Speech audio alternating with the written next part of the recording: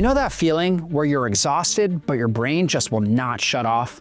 You lie down, your mind starts running, and somewhere around 3 a.m., you snap awake for no reason. You finally drift off, and the alarm goes off, and it feels like you just closed your eyes. You drag yourself through the morning on coffee, hit a wall by 11 o'clock, lose focus, snap at people, spend the afternoon craving sugar, and lie down that night already dreading it's gonna happen again. And it does. One bad night makes the next one harder. And by day 4, the whole week is one to forget. Most people spend years trying to fix this with the wrong tools. Today, I'm gonna show you exactly what that is and how one simple change fixes it. And stick around to the end because I'm gonna answer your most common questions on this specific topic. You see, the endless cycle of bad sleep consisting of falling into bed exhausted, snapping awake at 3 a.m., and dragging yourself through the day on coffee and sugar, it has a cause. It's a hidden process in your body getting disrupted every single night, and it all ties back to the hormone cortisol. Most people think of cortisol as just a stress hormone, but it's actually the key to how your body resets and repairs itself every 24 hours. You see, cortisol follows a precise rhythm, including a deep dip in the middle of the night that your body absolutely depends on. During this dip, your body shifts into repair mode, where tissues heal, blood pressure resets, your immune system kicks into high gear, and your body clears out what it doesn't need. When that dip happens, as it should, you wake up refreshed and ready. When it doesn't, well, that's when everything starts breaking down. And let me explain this. Think of it like a factory that shuts down the production floor at night so the maintenance crew can come in and fix everything. If the production floor never fully shuts down, the maintenance crew never gets to do their job, and things start breaking down slowly over time. When the cortisol dip gets disrupted, that's exactly what's happening inside your body. And you feel it the next morning before you even get out of bed. You wake up and your heart is already going faster than it should be before you have even looked at your phone or thought about your day. That's not anxiety. That's your nervous system never fully powering down overnight. It stayed in a low-level alert state the whole time you were asleep. So instead of waking up from a full shutdown, you're waking up from what was essentially a light doze with the engine still running. Your head feels thick and slow even though you were in bed for 7 or 8 hours. People assume that means they need more sleep, but the issue is not the hours, it's the quality of what happened during those hours. If the repair cycle got cut short because the cortisol dip was never completed, you can sleep for 10 hours and still wake up feeling like you barely slept at all. You get to work and by mid-morning, you're already struggling to concentrate. Not because you're lazy or unmotivated, but because the mental restoration that was supposed to happen overnight didn't happen. Your brain is trying to run on yesterday's leftovers. By the afternoon, your energy is just gone. Not the natural afternoon lull that comes and goes, but a real crash where you're sitting at your desk and you genuinely cannot focus on anything, and all you want is sugar or caffeine just to feel functional again. And then the evening comes, and here's the cruel part. You're exhausted, but you can't wind down. You lie in bed and your mind is still going. Your body still feels tense and you're dreading the next few hours because somewhere in the back of your head, you already know this is going to be another rough night. That cycle repeats because each disrupted night makes the next one harder to recover from. Now here's the contrast. When the cortisol dip is actually running the way it should, the morning feels completely different. You wake up before the alarm and you actually feel like you slept. You're not dragging yourself up. You're not lying there bargaining for 5 more minutes, just genuinely ready. Your head is clear, your energy is steady, and you get through the morning without needing to constantly refuel just to stay upright. The afternoon does not wipe you out. The evening has a natural wind down to it where your body actually starts to relax on its own rather than you having to fight for it. This is what happens when the cortisol cycle completes the way it was designed to. Now, the main thing blocking the cortisol dip from happening properly is food. Specifically, eating too close to bedtime. You see, when you eat, your body kicks into active processing mode. It has to send blood to the digestive system to start breaking down what you just consumed, to manage the rise in blood sugar that comes from eating, and to run all the metabolic processes involved in turning that food into something useful. All of that requires your body to stay in an alert, active state. You see, the part of your nervous system that runs digestion, it's the same part that keeps you awake and responsive during the day. So when you eat at 9 p.m. and you try to sleep at 10 p.m., your body is physically lying in a bed, but internally, it's still wide awake doing a full shift of work. Cortisol stays elevated to support that work.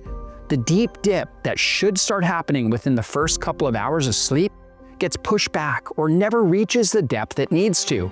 And all the repair work that depends on that dip just does not happen the way it should. The fix is giving your body a 3-hour gap between your last meal and when you go to sleep. 3 hours is roughly how long it takes for the active digestion phase to clear. By the time you lie down, the work is done. Your body can hand over to rest mode, and the cortisol dip can start running on schedule. There was a randomized controlled trial that looked at exactly this. One group stopped eating at least 3 hours before bed. The other kept their normal eating habits. The group with the 3-hour gap showed significantly lowered nighttime cortisol, lower heart rate during sleep, better heart rate variability, which is a measure of how well your nervous system is actively recovering, and better blood pressure patterns overnight. No other changes. Same food, same exercise, same bedtime, just a 3-hour gap between eating and sleeping. The practical application is simple.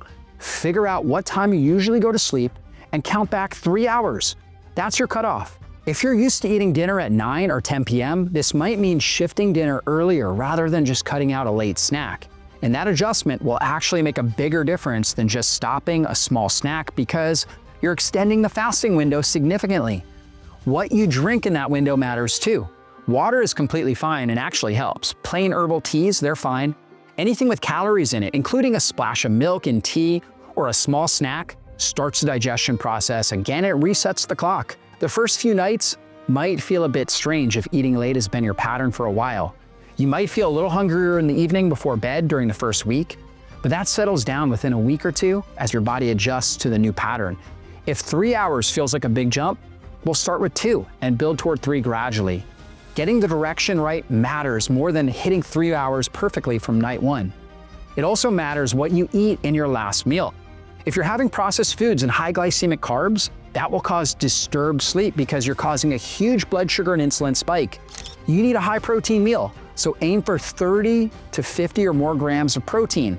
I eat 80 to 100 grams of protein with dinner. Now that may sound like a lot, but it really works well for me. Of course, I'm highly active and I lift weights most days, so I need more calories and more protein. You should start with 30 to 50 grams of protein and see how you do. So that would be roughly 4 to 8 ounces of meat. Could be chicken, beef, turkey, salmon, seafood, lamb, bison. You also want healthy fats, at least 15 to 20 grams, and up to 30 to 50 grams of healthy fats if you do well on a higher fat diet.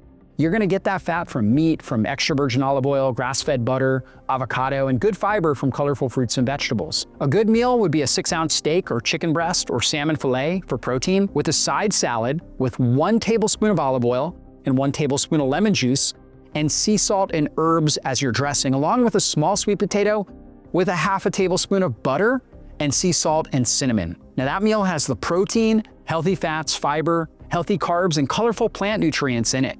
I love that meal. Finish this meal at least 3 hours before going to bed. And when you eat like this, it stabilizes your blood sugar and keeps your cortisol down at night while you sleep. Here's what most people notice as they start doing this consistently. The first thing is falling asleep faster. When the body's not still processing a meal, lying down actually feels like rest instead of just lying there with your mind running. Within the first few days, most people notice the middle of the night wake-ups becoming less frequent. The 3 a.m. snap awake starts happening less because the cortisol dip is completing the way it should instead of hitting a wall halfway through. Within a week or two, waking up in the morning starts to feel different. You're not dragging yourself out of bed, but you're actually waking up feeling like something finished overnight. The morning fog that used to be the first thing you dealt with every day starts to clear. Energy through the day becomes more consistent. The afternoon does not hit as hard. The evenings start winding down more naturally instead of that exhausted but wired feeling that makes getting to sleep feel like a project. You'll feel better, and the people around you will certainly notice. You see, your body has been trying to run this cortisol cycle properly every single night. It knows exactly what to do. The only reason it has not been working is because your blood sugar is off and your digestion, that was still running when you went to bed, kept pushing it off. Removing that is all it takes for the process to run the way it was designed to. Think about what a week looks like when it's actually working. Monday morning, you wake up and you actually feel like you slept. Tuesday, you get through the afternoon without hitting a wall. Wednesday evening, you're winding down on your own instead of lying there too tired to sleep. By the end of the week, you're not trying to recover from the week, you're building on it. That is a normal week for a body that's getting proper overnight recovery. Try it tonight. Move your last meal 3 hours before you plan to sleep and pay attention to how different the morning feels. Your body will do the rest. Now, let's get into your questions. What can I drink at night? Well, you can drink water or herbal tea. Some of my favorite evening teas would be chamomile, passion flower, valerian, lemon balm, and lavender, which all act to reduce cortisol and improve deep sleep. So those are great things that you can drink. Second question, what if I'm hungry before going to bed? Well, actually, that's a sign you did not eat enough protein throughout the day, and most likely you didn't eat enough protein in your last meal. Remember to eat at least 30 to 50 grams of protein. So minimum 30 to 50 grams, and in some cases like myself, you may need a lot more. Protein will give you natural satiation and blood sugar balance, so you won't be hungry before bed. If you're really hungry, focus on easy to digest protein. Things like unsweetened whole milk Greek yogurt or cottage cheese, those are good. So if you have to eat before bed, I would go with the unsweetened whole milk Greek yogurt or cottage cheese. They're low carb, high protein, they've got some healthy fats in them, and they're really easy on the digestive system. So they're gonna cause more of the blood sugar and cortisol dysregulation. So that would be the way to go if you have to eat something before bed. Now, third question, what if my work schedule doesn't allow me to eat until I get home late at night? Well, yeah, that can definitely be challenging. There's a lot of people in that boat. One thing I've seen many people who work late, let's say 8, 9, 10 p.m. is when they get off work, or even later sometimes, 11, 12, right? The thing I found work for them is early time-restricted feeding. This means they do an intermittent fast and get their calories in earlier in the day. Let's say they eat from 9 a.m. to 3 p.m. and then they go to work from 4 p.m. to 12 p.m. They don't think about eating while they're at work, and when they get home, they just go to sleep. You can have that early eating window any way that's gonna work best for you. Maybe it's 7, 8 a.m. to 2 p.m. or 6 a.m. to 12 or 1 p.m. Find what will work with your unique work schedule. You can make this work, and your body will thank you for it because you'll be so much more well-rested, and your brain and energy will be sharp all day, every day. If you want to learn more, check out my 7-day fat-burning quick start guide in the notes. And of course, be sure to subscribe, comment, and share this video with someone you know. Be blessed.